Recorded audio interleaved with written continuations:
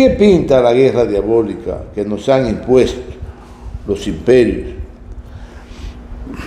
Y a pesar, ¿será posible Irán salga airoso de tan tremendo trance que le han impuesto? Porque sabemos los objetivos, tal cual lo sabe Argelia. Bueno, mira, al principio te hablé de las potencias media o medianas. Medianas, pequeñas, medianas y grandes. Mediana en este caso. Irán es una potencia. Sí. Ya no mediana. Irán es una potencia. Irán es una potencia porque es uno de los principales productores de hidrocarburos del mundo. Es un país que desde que los musulmanes tomaron el poder, hace ya 40 años, se vienen preparando militarmente con una logística extraordinaria en misiles, en drones, más que en la parte naval o la parte aérea, porque ellos saben que con esos drones, esos misiles, pueden diezmar cualquier invasión y además ellos pueden responder. Y lo demostraron. Lo demostraron en el último conflicto que se desató, donde recibió un bombardeo sistemático. Ya lo había recibido meses atrás, donde Estados Unidos había declarado que había destruido su arsenal militar, había destruido el lugar donde estaba el enriquecimiento de uranio. Ellos tienen uranio enriquecido ya un 70%. Decir que lo que le falta es poco para ya poder fabricar una bomba atómica. No creo que Irán tenga la intención real de tener bomba atómica, aunque lo están obligando a tenerla. Lo están obligando. Como se obligó a Pakistán en un momento, como se obligó a la India. ¿A la China? Como se obligó a China, que el presidente Mao Zedong, eso fue insólito. Un país todavía muy atrasado en la década del 50, porque acababan de tomar el poder. En el 49 tomaron el poder. Y ya en la década del 50, por ahí, por el 53, 54, Mao Zedong orienta ante el peligro inminente de una intervención extranjera china, porque ya China se había declarado un país dirigido por el marxismo como teoría y por el socialismo como sistema económico y social. También los chinos temían ser invadidos, como lo habían sido a finales del siglo XIX y principios del siglo XX. Por eso China dice hoy que ya se acabaron las humillaciones, que ya no aceptan que se le humille. Y lo dicen porque China se preparó de manera meticulosa, como lo hicieron los iraníes y como lo está haciendo Argelia.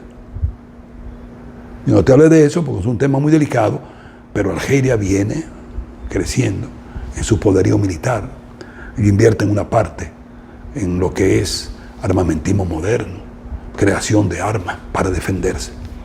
Porque esos países se han armado para defenderse, no para atacar. China no ha atacado nunca a nadie.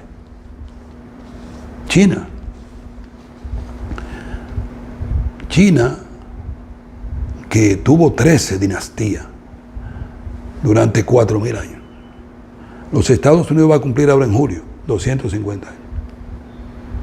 Imagínate tú, un país que solamente tuvo 13 dinastías, 4.000 años.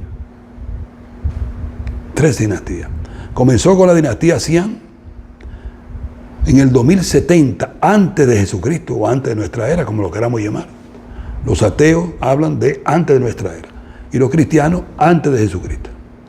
2070 antes se formó el Estado de China. Europa ni pensaba en eso. América del Norte, nada, éramos poblaciones indígenas. Y Europa estaba en un atraso total.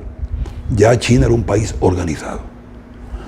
Y en todo ese periodo, hasta el año 1912, cuando abdica el último emperador que abdicó en el 1912, fruto del movimiento democrático de China, dirigido por Sun Yat-sen, que fue el primer presidente de la República China, como fue Mao Zedong, el primer presidente de la República Popular China.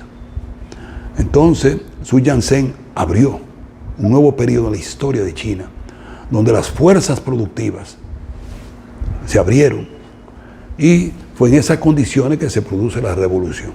Pero esa cultura milenaria, que ya tenía antes de la dinastía 3.000 años existiendo como civilización. Estamos hablando de un país con 7.000 años de civilización, donde los chinos han aprendido, gracias a una relación biunívoca entre confucianismo, maoísmo, marxismo, diferentes corrientes del pensamiento religioso, han aprendido a tener una paciencia, que eso es envidiable. Y por eso China, como dice un gran filósofo peruano, que ya está muy avanzado de edad, dice que es un país que no piensa para 20 años, 30 años. Sí. Entonces la realidad histórica de Irán hoy día.